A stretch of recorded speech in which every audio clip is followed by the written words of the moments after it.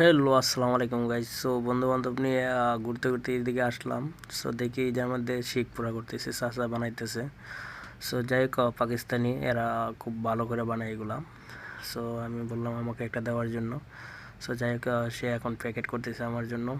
So বন্ধু বান্ধব সবাই বসা আছে। সো তারা নিয়ে খাওয়া দাওয়া হবে।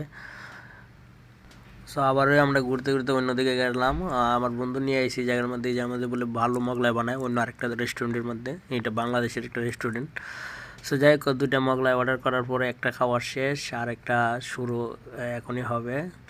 সো যাই হোক, মোগলাইগুলো কিন্তু অনেকটা টেস্টি, মানে একদম বলার বাহিরে অসাধারণ লাগছে। আর অনেক দিন পর এগুলো খাইতেছি, তো এগুলো কিন্তু মানে অ্যাভেলেবেল পাওয়া যায় না, মানে যেগুলো বাংলাদেশের রেস্টুরেন্ট, মানে কিছু কিছু রেস্টুরেন্টের মধ্যে এগুলো মোগলাই পাওয়া যায়।